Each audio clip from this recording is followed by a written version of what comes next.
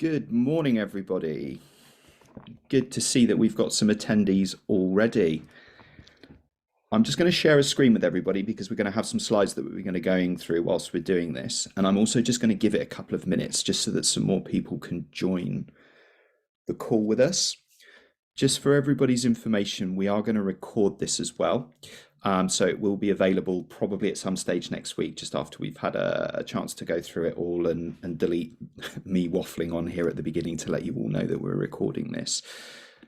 If anybody has any questions whilst we're going through, please just feel free to pop it into the chat box and we will pick those up as we are going through.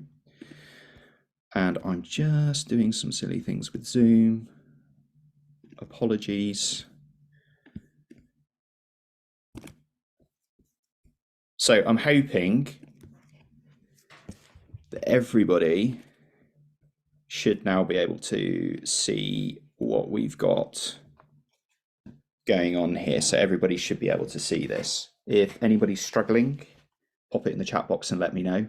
But otherwise, we should be all good. And as I say, we will get things kicked off in just a minute or so, just so that we can give people that last bit of time to log in, have a cup of coffee, relax, sit back, and enjoy the webinar for the next probably 45 minutes to an hour or so, something along those kind of lines.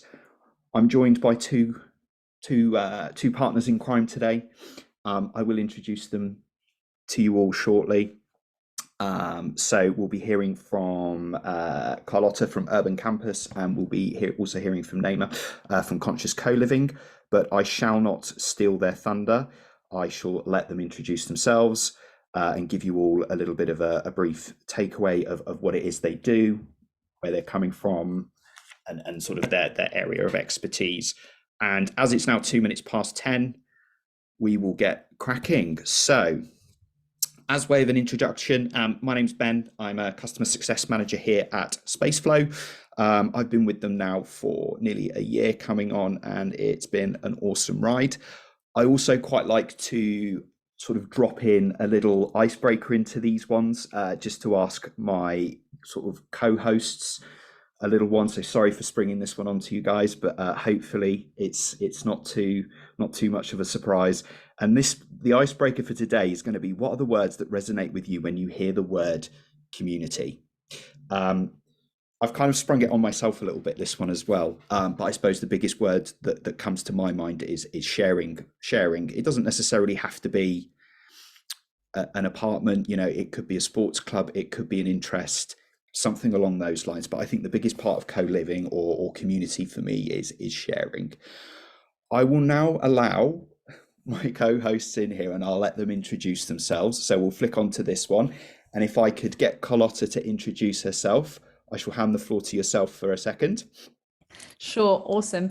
Thank you, Ben. Hi, everyone.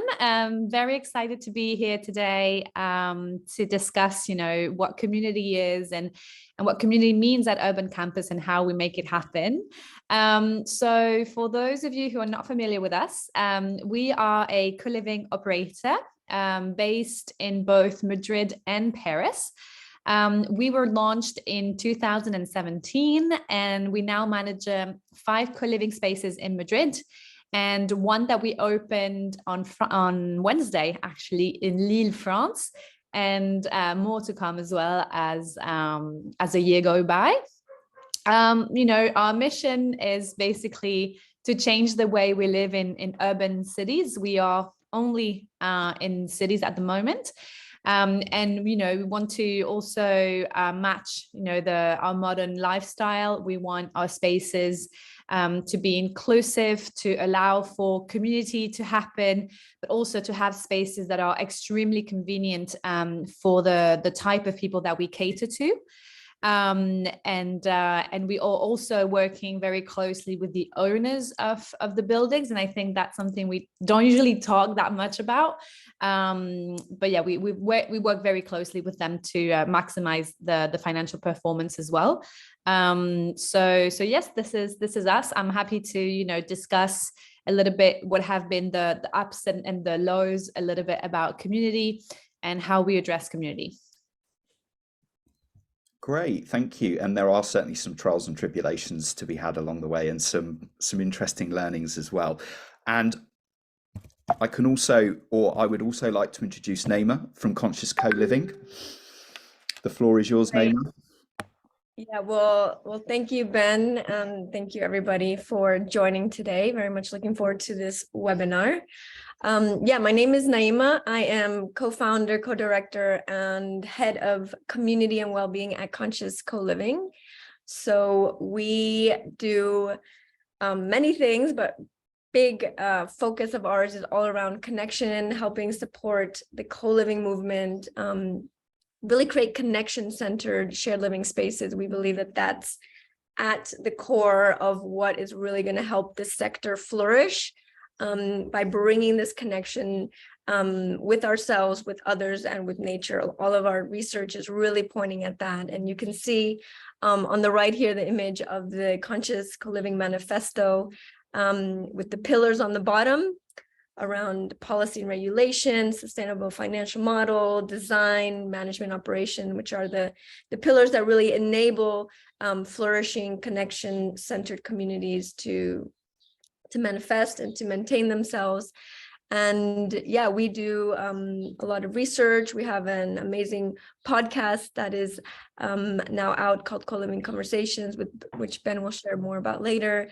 And we offer also lots of learning opportunities, courses. We have an online platform and consulting as well. So yeah, really great to be here with all of you today. And actually, Ben, I love the introduction icebreaker, and I'd actually love to just ask everybody who's on the webinar right now to just type in the chat box now 1, 2, or 3 words really about that, what Ben asked. What are the words that resonate for you when you hear the word community? So maybe just everyone take a second to drop that in. What would be your For me, yeah, belonging, feeling a part of a group, feeling yeah, that I'm a part of something. Belonging is definitely one of the keywords related to community for us. Yeah. It's interesting because I'm sort of seeing that Carlota's put togetherness, and then obviously yourself, and I'm seeing sort of similar themes coming onto the chat. So we're getting things like sharing, engagement, belonging to, sharing, belonging, compromise. I think that's actually a really underrated. I think there's always going to be an element of compromise in there, but it's interesting because a lot of people, it seems to resonate a similar kind of thing with everybody else. And also, just on the podcast, I'm just going to pop the link into the chat bot. So if anybody is interested, there's the link, the direct link to the first in the podcast series. Give it a listen. There's some great learnings to be had from it, and we can all do with learning a little bit extra. So definitely check that one out. And if anybody has any further questions, as I say, pop them in the chat bot. Just another quick intro. Obviously, we all know that I'm from Spaceflow. But just to give you a quick sort of background, it's essentially in a one-liner. You can see here, it's an all-in-one tenant experience solution. So how can we help cultivate community through technology? How can we make a landlord's life easier? How can we help cultivate that community for tenants that are living in these co-living spaces, working in office buildings? It doesn't just have to be a co-living space. Community exists across multiple genres, let's say. So obviously we do our digital operations, so we sort of enable building communication. We can do ticketing through like issue reporting of feedback is also another really great example with that kind of thing. We can help out with like presenting services that are exclusive to people within a building, whether that's an exclusive discount, buy a coffee and get a croissant if you show them the code in the app, all of that kind of thing. We can also help turn your building to be more efficient in terms of making it a smart building. So things like smart parcels, visitor management systems, access to buildings, smart metering so that you can track the energy consumption. Hugely important at the moment with the cost of living that's currently going on in the UK, and I would imagine across the rest of Europe as well. And then, as I say, it's about helping to cultivate these communities. How can we bring people together, people that may have never met each other, people that work for a different company, but we can bring them together through the community of the app and help them to cultivate those relationships. So that's just a quick little bit about Spaceflow. We've also got today's agenda. So obviously we've been through our introductions. We're going to have a talk through community and the resident journey. We'll have a look at how you curate those communities, kind of like a step-by-step guide, the success and some of the failure stories. Probably, maybe the failures, you may even look at those as being a little bit more important in terms of taking learnings away from those. And then at the very end, we'll do a further Q&A session. If anybody does have any questions, as I say, please do just pop them in that chat bot and keep them coming. We'll try and sort of work through them as we go through. And if not, we can kind of pick them up towards the end of the of the webinar, but I will try and get through as many of those as we possibly can. So we'll kick things off. What is community? What is it? What's the definition of it?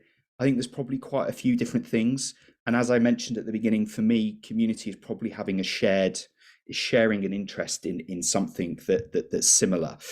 As I say, it could be within a co-living space, it could be within an office space, it could be within a sports club. There are hundreds of different types of communities. And I suppose, handing over to my partners in crime, it would be great to get your thoughts on what is community to you guys. Yeah, absolutely. Well, great to see the things that people put in the chat. And yeah, when we put together and wrote the community facilitation handbook, which anyone can also access, we asked several people in the sector, what does community mean to you? What is community? And what was clear, among all of them is that community is not just about people living together, sharing four walls, right? What is key is having a sense of authentic relationships that can be formed. It's about this sense of belonging, as I mentioned, where there's connection and identification between members of a group, right? It's about having shared values, a shared goal that really helps create a strong community when there's shared values. It's about connection on many levels, but especially this emotional connection where people feel trust. There's vulnerability between people, and there can be this emotional connection and participation, of course, right? You can't have a community where people are just standing around doing their own thing. Yes, people want their private space and community, but it's also about engagement, participation. What about for you, Carlota? What would you add to that? Well, okay, I think you've said 99% of my definition of what community is. In my case, since we are talking about co-living particularly, I would say that it is a group of strangers, because 99% of them are strangers at the beginning, and they do share, similar values and a similar way of life, I'd say. And they build a home together. I think the word home for us is very key here. It's not about just sharing a flat. And I think we've all been students, we've all shared flats, and we've had great experiences at times and not so great experiences. And for me, what makes the great experiences great is that homey feeling, which goes back to everything that you were saying about belonging, togetherness, authentic relationships. But yeah, for me, the key word would be home in my case. Yeah, and I think a strong community as well, especially when you're talking about the bad times as being a student, when you're living in some of those interesting places, shall we say. I think a strong community really helps you get through the times when it's not so great. So it is incredibly important. Just for anybody that does want to access the community facilitation handbook, there is a link in the chat. So open that one up and take a look, use the resources, they're there for you. And then just kind of moving on, a question from me to both of you, I guess, is what is the place of community in tenant happiness? And why is it so important to happiness? For us, I can just say for us, we publish the impact report. We do it every year, but the latest one was last year. And sort of the number one reason people choose us is convenience, because our buildings are sort of toothbrush ready. You come in with your luggages and you're good to go. But the one reason that people stay is community. And on average, people stay 12 months. So I would say, yeah, community is what differentiates us, you know, and it differentiates us from normal housing or from other co-living operators as well. And so it depends how much as an operator you decide to invest on community, and that's something we're going to talk about later on. But yeah, I would say for us is the number one reason why people stay, and it's the number one reason, you know, we have a massive waiting list and the business is working, I'd say. Yeah, that's amazing. And Ben, if you could just jump to the next slide. Yeah, absolutely. Yeah, so and go ahead and there we go. Yeah, so what we've seen, you know, in the role of community and tenant happiness, first and foremost is well-being, right? If you are living in especially a strong, thriving community, you are getting this increased sense of belonging, of connection, and research shows, and I think we know innately that we are wired for social connection, right? We saw that especially through pandemic, and so having community boosts our well-being on many levels. Actually, there's an amazing book called Lost Connections, which talks about the true cause of depression and anxiety is actually a lack of connection. There's several kinds of connection, but one of them is to others, is kind of deep relationships. And then as well, we have personal and professional growth. So, you know, with community, people have more access to other people with skills, other, you know, more knowledge, more events. You're able to really leverage more experiences, people, resources to boost your happiness, to boost your personal growth and professional growth, which are very linked to happiness and well-being. And then, as Carlota mentioned, you know, ease and efficiency. You know, we know people are not happy when life is complicated, when they're overwhelmed, when things are just stressful. There's so much on your plate. And we might think that in community, you know, life is more complicated. There's more people, there's more drama, there's more, right? And that can be the case, but it really depends on the type of community and like the curation, the values. And we see actually across the board that living in co-living communities actually can facilitate on many levels, and that kind of sense of ease of being able to share and trust each other, or, you know, do things for each other. So for example, you don't have to be cooking every night of the week. You can be taking turns doing that. You don't have to be going to buy food every day of the week. You can, right? So it's like you start sharing, creating these networks that create the sense of ease and actually help support happiness and more just ease in just daily life. And then also, you know, affordability, cost savings. What we see with communities, especially shared living communities, is this more efficient use of resources, and often getting access to several things that you normally always pay extra for, right? So you would pay extra for co-working, you would pay extra for a membership to the gym, you would pay more for access to networking. And so in community, you kind of get this cost savings benefit that we see people really appreciate. And all of this is important not only for residents, but also for the business side of things, right? If you have a strong community, you're going to have longer retention rates. You know, as Carlota mentioned, people stay for community. People are happy there. They feel cool. This place is good for me, which leads, of course, to cost savings on less marketing, less acquisition costs, and also actually spending less on events. For instance, as people and residents start taking more ownership, they feel part of the community, they're going to get more engaged. And maintenance, when there's a strong community, people are generally more wanting to take care of spaces and, you know, feel like it's their home. And so you see cost savings across the board when there is this sense of community. And then brand loyalty, right? So with strong community, you're able to attract aligned staff, residents, even investors, but we see, you know, residents inviting their friends, raving about, you know, their community experience on Instagram, you know, bringing people on board, and you know, that's free marketing and brand loyalty.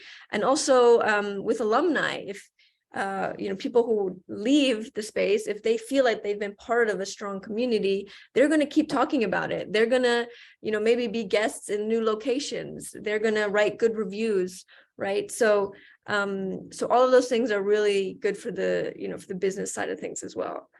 Anything you would add to that, Carlota? No, not really. No, I think you've said it all. And from a practical point of view, I do see that happening. You know, we do monthly events, and we have alumni come to those events quite often.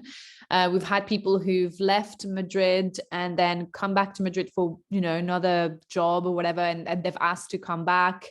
We have people always recommending friends as well, vouching for their friends to come in. So we definitely see that value, you know, if you're able to build a community, if you're able to build a good product, because I think the product part is very important as well. And people will see that, you know, people will see the effort that you're putting into it. People will see, you know, how close you are to them, how you try to, you know, manage their issues, because sometimes, you know, they have issues in the building, and how responsive are you, and do you really care? And I think those little things, you know, can't really, it's hard to build a theory around it. I think you really have to physically be there. But yeah, that drives a lot of people to, yeah, it drives people to come back and to stay. So yeah, for sure. Cool. Excellent.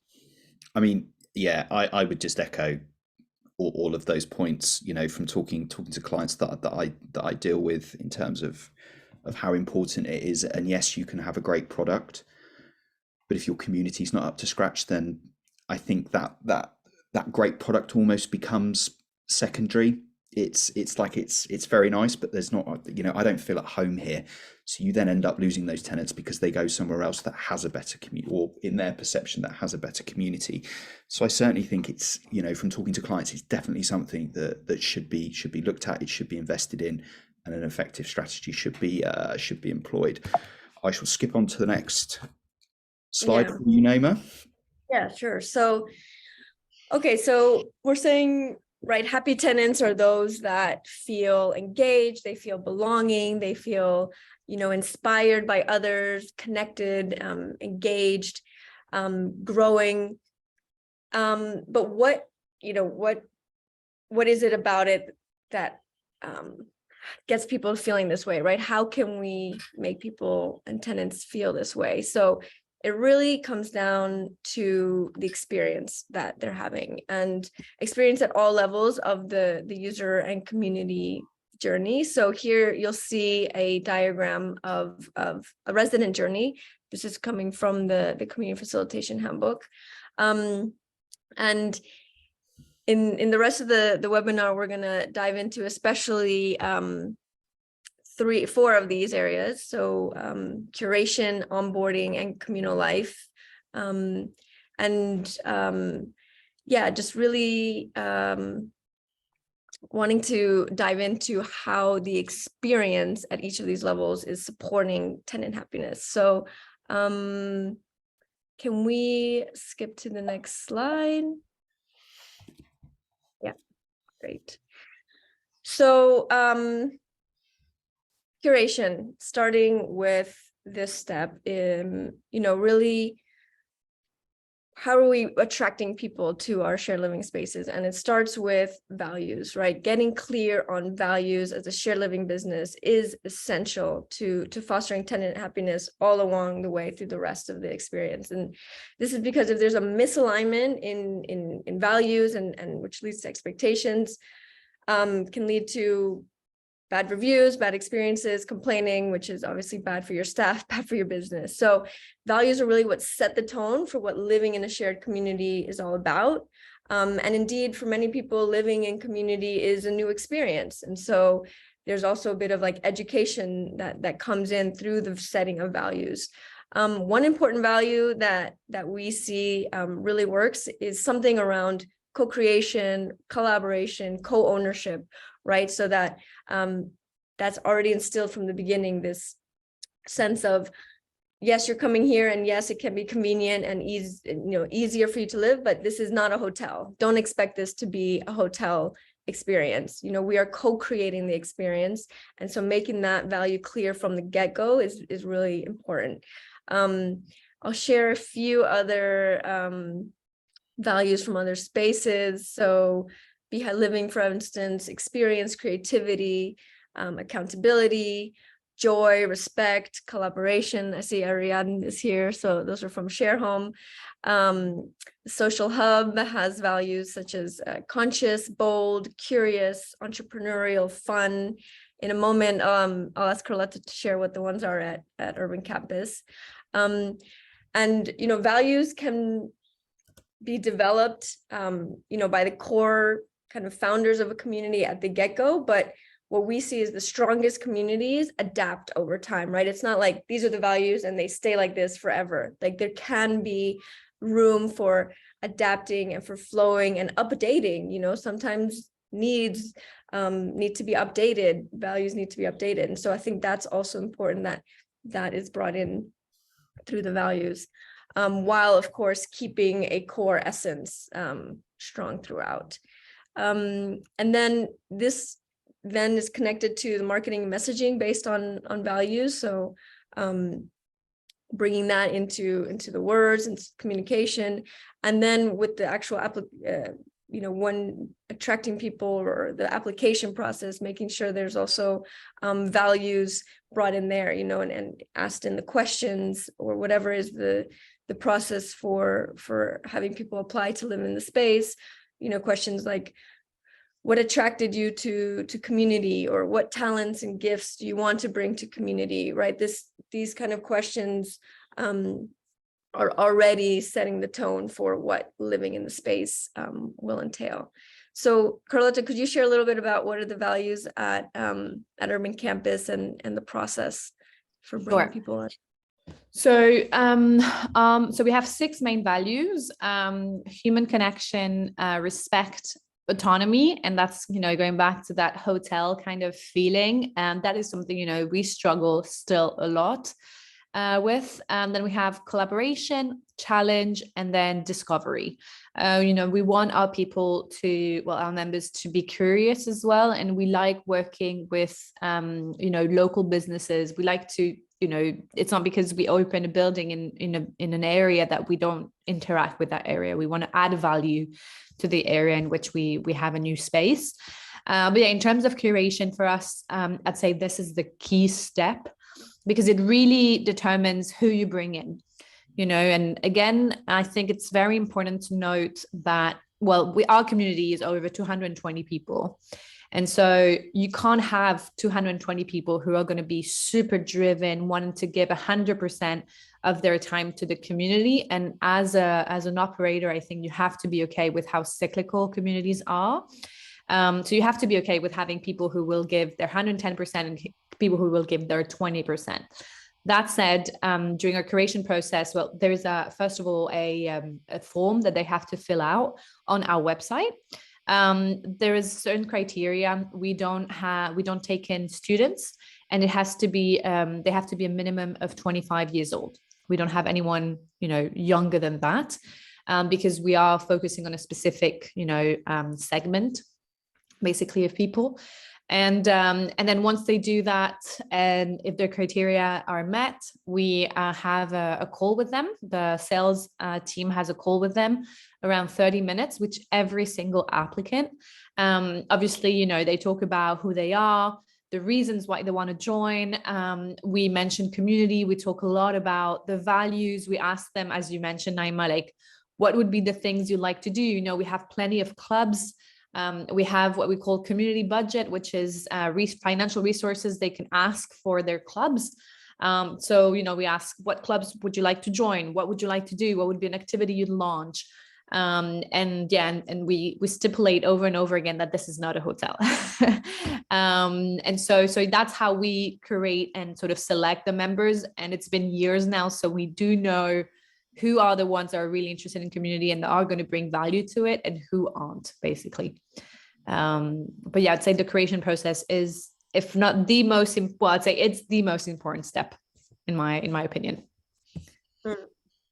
If anybody has any questions on curation, please pop them in to the into the chat bot, and we can pick them up as we're going through. Everybody's being very sort of well behaved at the moment, so please do pop those questions along. Maybe ask something a little outside the box, and we'll see how we go with that one. And then moving on to onboarding. Great. Yeah. So, this is the stage that really defines future interactions, these first moments when people are arriving into your space. So this is a really crucial element to think about and put time into developing the experience around. And because it's especially in the pre-arrival stage and also arrival, we're really setting the expectations, right? And making sure there's alignment from that stage. So just some things that we've seen are useful in kind of creating a positive experience to lead to tenant happiness. In the pre-arrival stage, a series of emails, so not bombarding with just one huge thing, but like pacing it over time so people can start getting acclimated, start absorbing information around house info, policies, guidelines, payments. And then getting in touch, right? So a co-host or community facilitator, whoever you have, getting in touch personally, starting to have that touch point before arriving already, right? And then, with the arrival, getting received either personally or just being clearly shown, about the space, how to get to your room. Carlota will share how they do it there. Just making sure that the experience really feels simple, welcoming, exciting. And then in the integration, important this part about checking in, getting feedback, right? In all of these stages, we really want to be getting that resident input, and responding quickly, right? So that there isn't any unclear things going on. So maybe actually, Carlota, do you want to share what you guys do in your space for onboarding? Sure. So in terms of onboarding, so there's the booking process, and then once they agree to it and they sign the contract and they have their entry date, they start receiving, as the entry date sort of approaches, a bunch of different information. They receive quite a few emails from support, explaining everything about, their room, how to get in, about the building, the area, all the technical information basically that you would need. Then there's an email from me also introducing myself.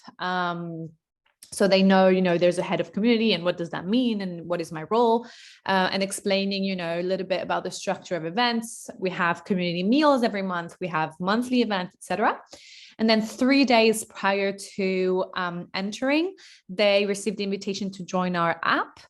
And so on our app, even before they come in, they have access to the member directory. So they see every single person that is in the community across the different spaces in the city in which they live.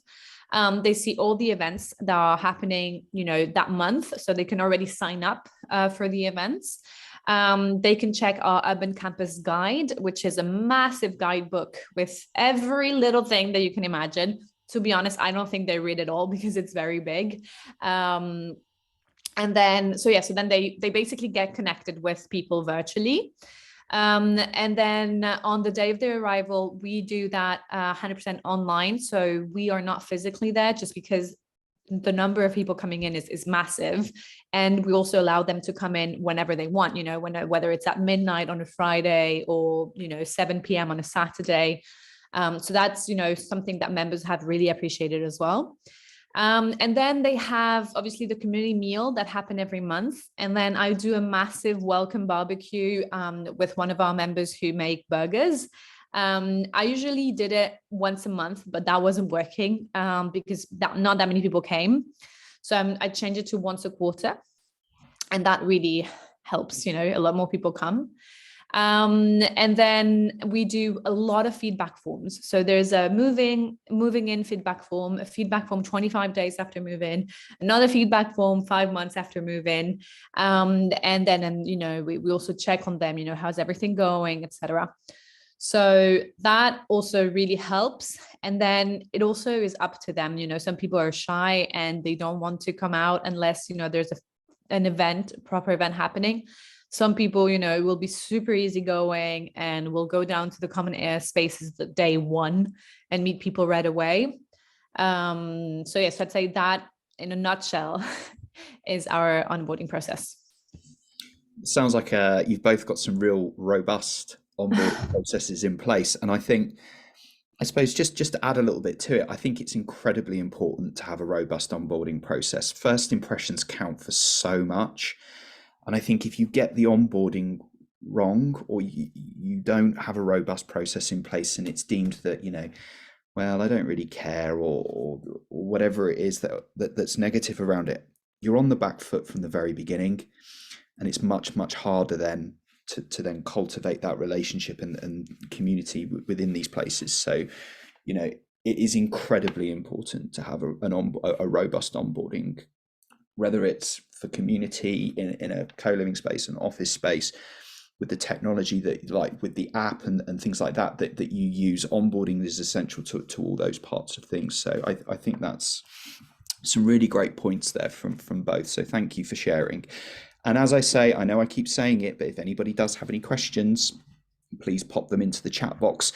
There is a question just around where the video recording will be. My colleague has picked it up and answered, but just so that everybody does know, the video will be uploaded to Spaceflow's YouTube page, and we'll also be creating a key learnings article that will be available on LinkedIn as well. So keep your eyes peeled for all those kind of materials that we'll be producing. Naima, was there anything else that you wanted to add to onboarding? Or if you just click, there's a little quote with by Guy Perdrix. So if you invest in the tenant experience, it needs to be in the onboarding phase, as the first moments will define the future interaction of your residents. So yeah, I think we can all say what do we think is the most important stage, and yeah, I think all of them are. Just wanted to share that from Guy, who is the author of The Art of Co-Living. But no, I think we can move on to the community life and experience phase of things, which obviously is very essential in bringing, you know, the opportunity for people to connect, to create the sense of belonging, well-being, and so things that we've seen through our research and that really work across communities is having a community facilitation mindset, right, as opposed to a management mindset. And the reason for that is that we believe that organic community and human relationships cannot be managed, but rather facilitated, right? And the primary difference is this mindset. So historically, you know, in the hospitality industry, we see them trying to create engagement and entertainment with this kind of top-down mindset. So, you know, deciding when all the events are, you know, what's going to happen here, how this is going to play out. And so, you know, the role of a community facilitator, which we think is really critical, having people in this role, you know, like Carlota and her support team, is precisely to facilitate the process of community building by helping nurture relationships, maintaining strong group dynamics, and creating opportunities for connection, rather than this kind of top-down approach. And we do see that some of the most successful communities have, as I mentioned, people dedicated to facilitating this, while also empowering residents to feel that they can engage, that they can co-create. So that's where like a lot of the special sauce really happens. Then events, obviously key for opportunities for bonding. Typically, what we've seen is good is having a balance between kind of regular events hosted by the staff, and with structure. Carlota, I know, can speak to that as well. But also allowing for flexibility and for residents to really feel empowered to be hosting their own events. Another quote by Guy is that the best events, he says, the best events happened were those that were organized by members of our house, not by ourselves. And one thing in terms of events that we've seen really works very powerfully in communities is rituals, right? So rituals can be anything from like a weekly shared meal to a sharing circle to, you know, a special way that in your space the birthdays are celebrated, right? And the reason for this is that rituals are an ancient part of human nature, right? Like humans developed and really had rituals a part of our experience, and they help foster connection through, you know, coordinated actions. There's actually research that shows when there's like coordinated movement, it makes people trust each other more, it increases the neurotransmitters associated with bonding. You know, they help create a sense of like common identity, and so and also for like resilience, there's research showing they provide you know, when there's rituals in the sense of like something regular, where it's predictable, regular, involves repetition. It also helps kind of go against against anxiety. It's like an antidote to anxiety with this like predictability. So in today's world where there's a lot of people who are anxious, rituals are really great for that. And one of the most powerful rituals are circles. That's what we've seen across the board. Circles are kind of a safe space where people can really open up, kind of drop their masks.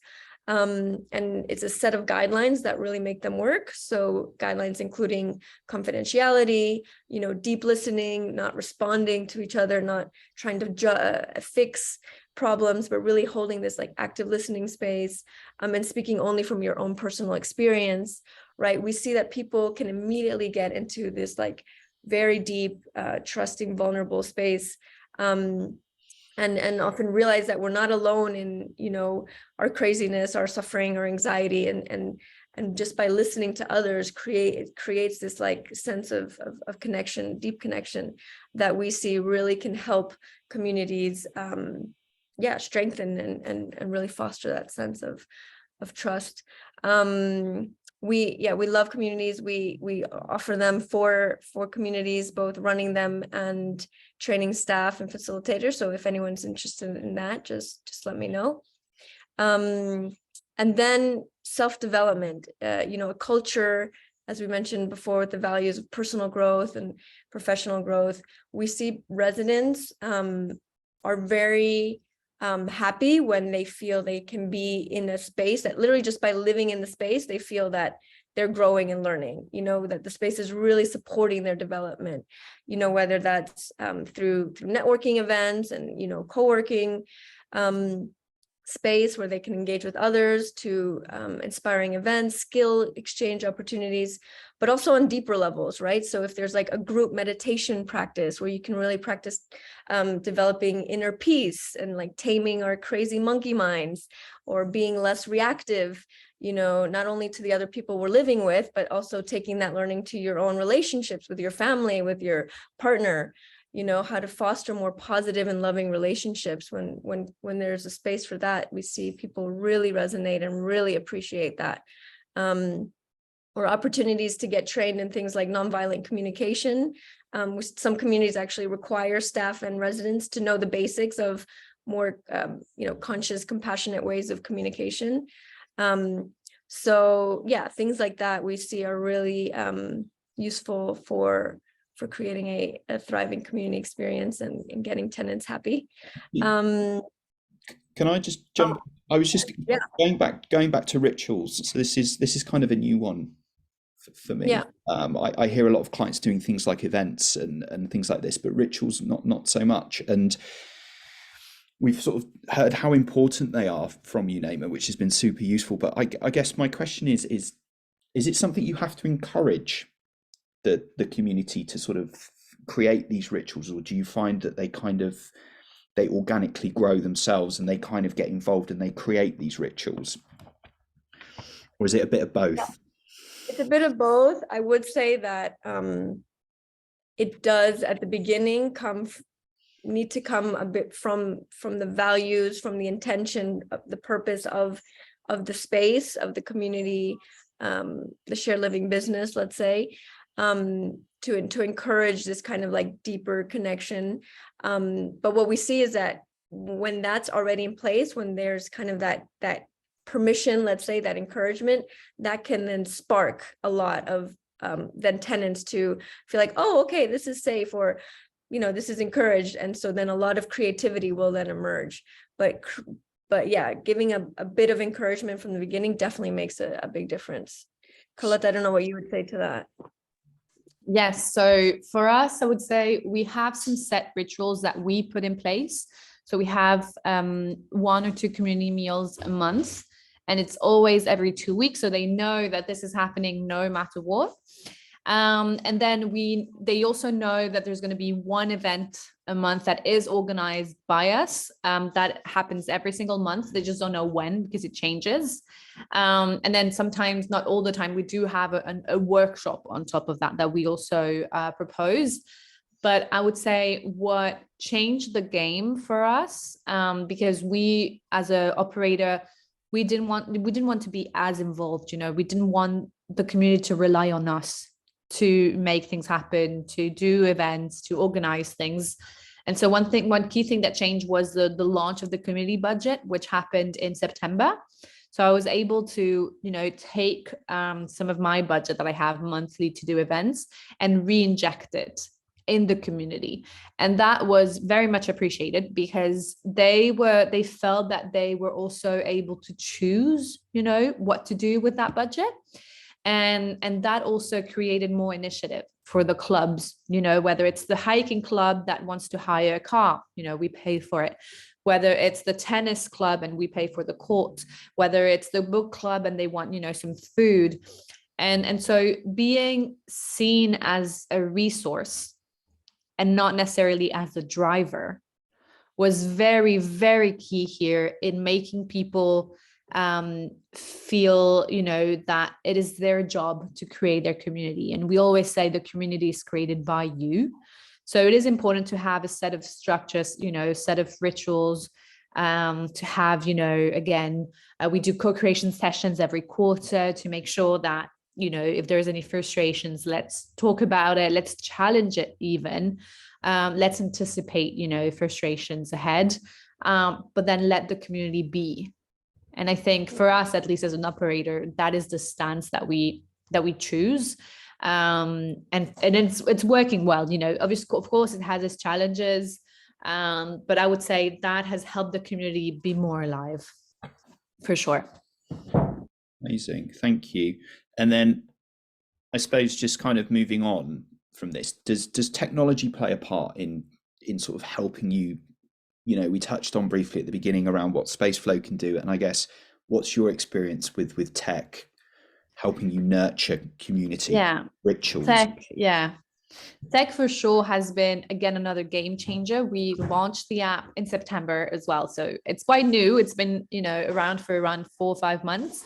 But it's helped us, reach people a lot easier.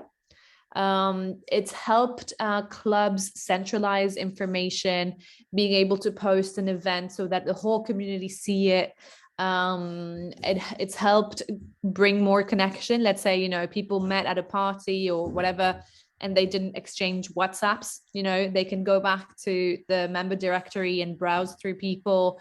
We are now launching the ticketing system through the app, whenever there is an issue in the building, maintenance and so on. So it's really helped us sort of centralize also how to get in touch with us. Because until now, it was either an email to support, and then they could just text me on WhatsApp, and, things were not very, very structured. The channels of communication were scattered, and a lot of problems came with that as well. So tech has streamlined our processes, our way of communicating with the community, and has helped the community, you know, I'd say be more active as well. Yeah, and I would just add onto that. We have done quite a bit of research on how technology can be leveraged to really support thriving communities. So there's 8 ways, and I'm gonna, oh, Penny just dropped that in. Great, thanks, Penny. Making operations more efficient, helping understand resident needs better, right? So using polls, using surveys, we've seen it's a huge help in that. Enabling more connection between residents, between staff and the wider community, also the local neighborhood, you know, whether that's through having a chat box there, whether that's through creating groups, whether that's through creating these local partnerships and discounts. So we see a lot of communities really making use of that. Also supporting a sense of like homeliness and safety and comfort, right? Whether you're using the touch access or, you know, being able to change lighting spaces or whatever it is, we see that being a great use of technology. And also enhancing well-being initiatives, you know, sometimes whether it's events or some include even some mindfulness reminders in the technology, and also fostering sustainable behavior change. You know, Spaceflow does a great job of this, and we see that people really resonate when there's businesses that are showing, you know, more kind of conscious leadership and sustainability, and technology can really show how your behavior is, you know, falling into that and supporting sustainable behavior change. So yeah, tech is a huge game changer and partner for all of this. Thank you. I also have a couple of really good questions coming in as well, actually. I will pick these up now if that's okay with you both, because there's a couple of that are really irrelevant as kind of what we've just been talking about. So I've got one from Ariadne, and maybe Carlota, this might be sort of maybe aimed at you to begin with. That But one's for me, yeah. regarding community budget, is there a framework in place in terms of what you choose to fund? So yes and no. So yes, we have a process in place. You know, people have to apply around 2 weeks before the event. Sometimes, you know, that doesn't happen. On Friday, literally today, a girl was like, "Can we go on a hike tomorrow?" I was like, "Okay, fair enough. You know, I'll do it." But then I basically have a set amount, right? I have X amount of euros that I can allocate to clubs. It's only happened once that all of the budget has been consumed. I have, you know, again, I'd say, I don't know, X amount for each club. And I also know which are the clubs, you know, that are active, which are the clubs that might need more funding. Let's say the foodie club might be a bit more expensive than the hiking club, just because hiring a car is less expensive. So I would say I just know I have that knowledge. And if I see that a new club is emerging, I might say to a club that I usually fund, "Hey guys, I have a bit less funding for you guys because I have to allocate it to another club." And they're very understanding in that sense as well. So I don't have a framework per se. It's not very rigid, and I think you can't be rigid because every month is so different. You have maybe 1 or 2 clubs that always every month will request budget. And then you have clubs that out of the blue will request budget and then won't request budget for another 3 months. So you have to, again, be okay with how cyclical communities are. And you can't expect, you know, you can't expect members to have a very regular, you know, routine in a way for clubs or any other activity. And it can be frustrating because 1 month you'll have tons of activities and the next month you'll have a lot less. Mm-hmm. And I think there was also another question from Nicola. Does it allow to create an inter-urban campus community, for instance, between Coliving and Madrid? I'm assuming you're yes. referring to tech here. About the tech, right? Yeah, I would say. Oh, 100%. And that's also the reason why we wanted an app, because there was no way for them to communicate, you know, outside of they had their own building groups on WhatsApp. And that's it. You know, some clubs were in WhatsApp before, now they're all on the app. But there wasn't that much inter-campus connectivity. And now, since we have 5 in Madrid and 220 people, this is, you know, enabled, you know, collaboration a lot more. Is there anything you wanted to add to it, Naima?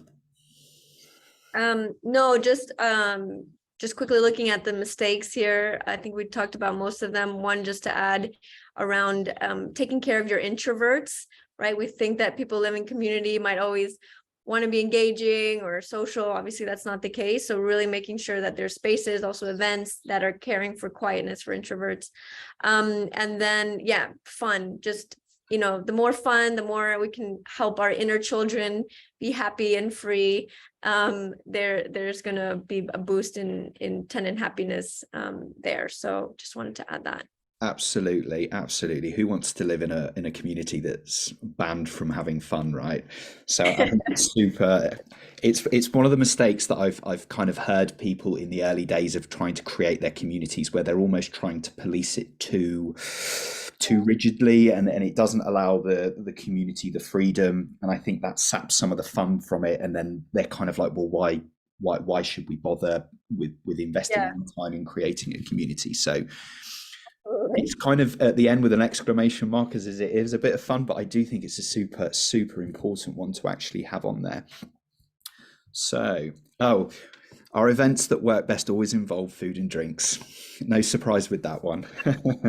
A tale as old as time. Exactly. Or if you dress up as Father Christmas by all accounts, according to that was a running club for the Christmas race in Madrid. Amazing.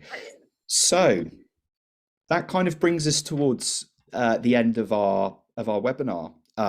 So first and foremost, Carlota and Naima, thank you so much for taking the time to go through this with everybody today. It's really much appreciated. We've got another sort of 3 or 4 minutes or so. So it would be great if anybody does have any further questions. We've had some really good ones sort of come in, and obviously we've got to those. But if anybody would like to ask anything further, please pop them in the chat box now, and I'll go through them and we'll get some answers for you. But whilst we're waiting for those sort of questions to come through, do you have any sort of action points that you could sort of suggest to everybody that's tuned in? Action points, you mean follow-ups?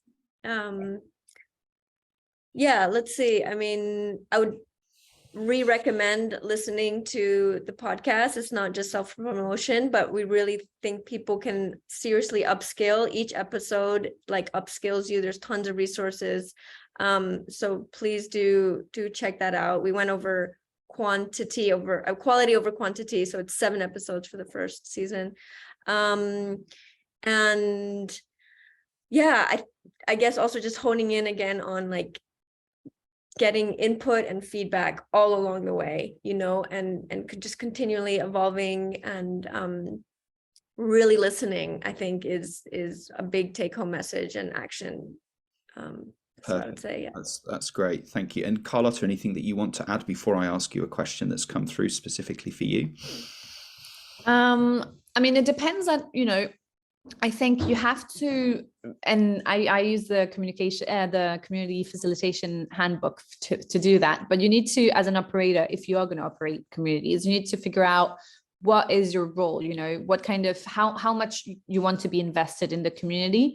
If you want to, to be bottom to top, if you want to have more of a freer way to handle the community. And so once you know, even if it's something you want to achieve in the next 2 or 3 years and you're not there yet, but knowing where you want to go in terms of how you want to handle community, that is a great first starting point. And then I would say it depends on, if you have a very small community, if you have only 30 people in your co-living and that's it, then maybe starting being more invested is good.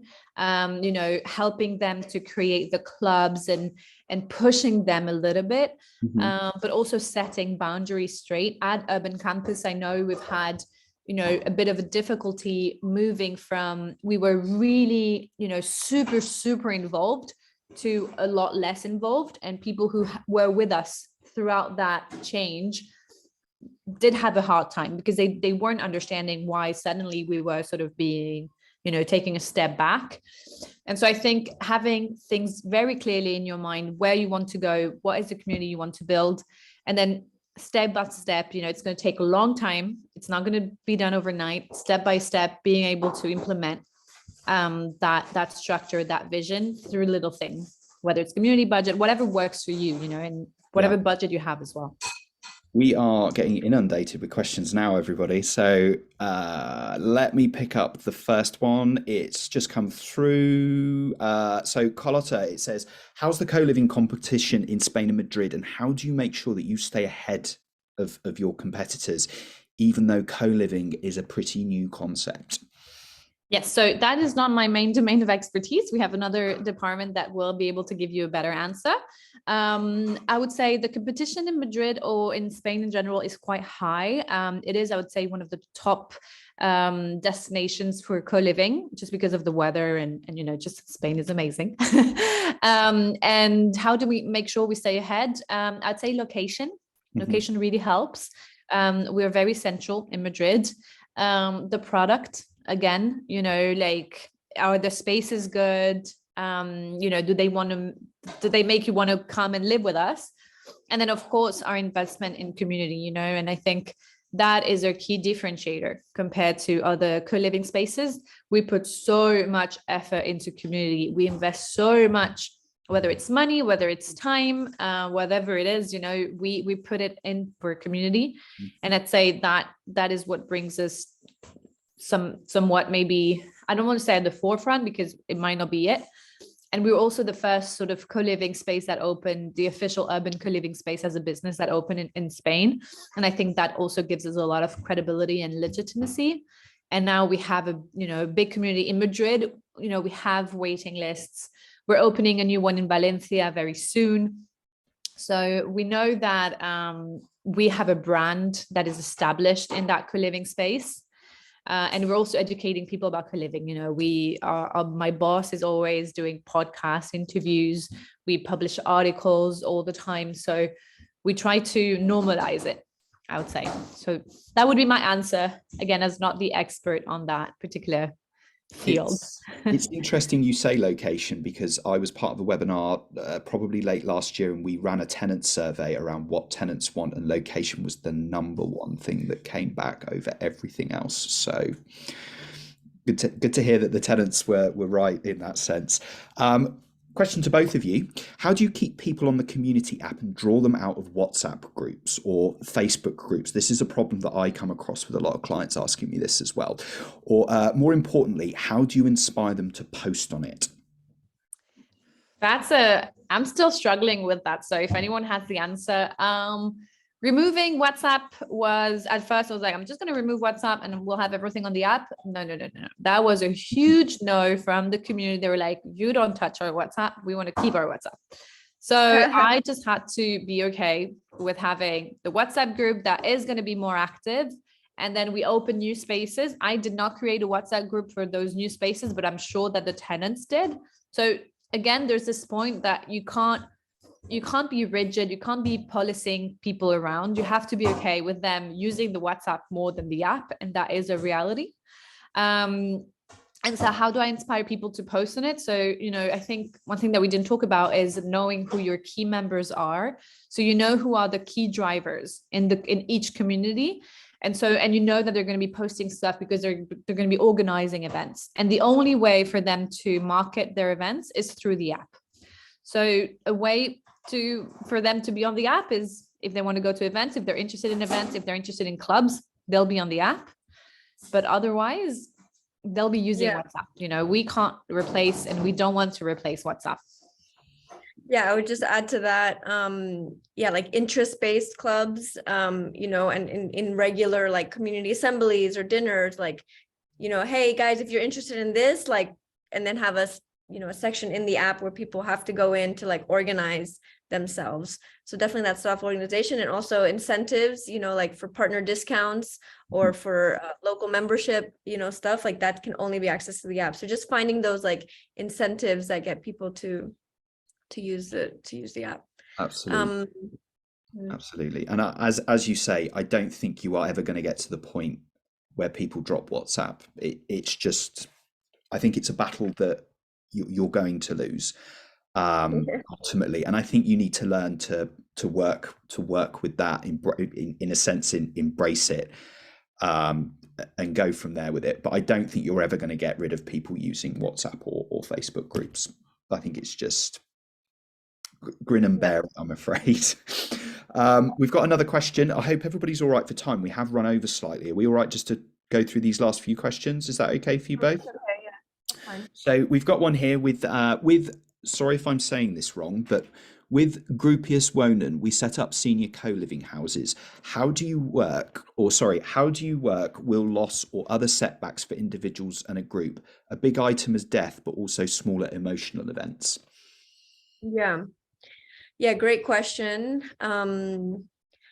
So what we see is important is having safe spaces for things like shared grieving, right? And actually the format of a circle can be really powerful for that, because in the circle setting, you're creating a safe space. The guidelines, enable for people to really open up and to share, when there's a death happening, and it can become, a ritual, but that feels beautiful to share with others. And as humans, we do need to process, these events. And in all of our human history, there was rituals to process these events together. And when you do it in a way together, there's much less chance of trauma happenings, right? So trauma is what happens inside of you, and that you are not able to speak to anybody about it. It just gets stored in your body. Whereas if you're able to share it and release it and talk about it with others, then it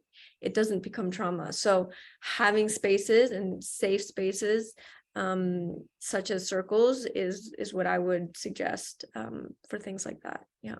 Thank you. Was there anything you'd add to that, Carlota? Not really. To be honest, I haven't encountered yet any situation like this. So I don't know what I would do. I'd probably do something similar, to what Naima said, and maybe organize a circle or a session, or, one-to-one coffees are always great. And I like to do that every now and again. But yeah, it's a great question that so far hasn't come up for me. So I don't know yet what I would do. And I'm not going to lie, there aren't any processes in place yet. But once the situation arises, I'm sure, I will create one. Sure. Thank you. We'll call this the last one now. It's the last one that's come in, and we will answer this one. If anybody has any further questions, pop them on LinkedIn and we can get back to you via LinkedIn. That might be a good way if anybody does have anything else. But final question is, all explanations here are super interesting. Thank you very much. Just one question: is all of this valid for students, co-living, and also any other kind of co-living? And we've got like monoparental co-living professionals, 30 to 40 years old, senior people. So for us at Urban Campus, we don't do students, and we're never going to do students. So I don't know about students co-living. I think it's quite different because they're younger. They might need, I don't know, or they're also crazier in terms of parties and stuff. So they might need, a bit more structure. So for our co-living, so our average age is 32. And we have people who are over 40 in our co-living, but it's still very much single people or couples. So no families yet, no senior co-living. It is in the roadmap though, at some point, we want to be expanding across that and working on the different formats. I do believe that the needs are different. The senior co-living might have more time on their hands just because, they don't have to go to work. So maybe there's more community life there that you need to invest. For families, I'd say maybe they want more kids related experiences. They might not have that much time to connect with we don't know yet because we're not in that field. But I would say that the needs are quite different. You can have a very similar foundation that we talked about in terms of values, in terms of rituals, in terms of even community budget, whatever it is. But I would say that, each format really requires you to know your segment, to know what you need, and also what is your positioning, right?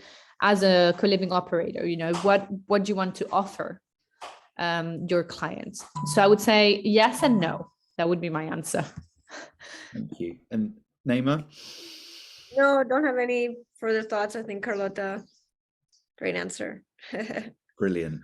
Well, we'll wrap it up because we have run over by 10 minutes. So apologies for keeping you both a little bit longer. I shall leave it here. Thank you both so much for joining me. It's been a real pleasure chatting and meeting you both for the first time. So thank you so much.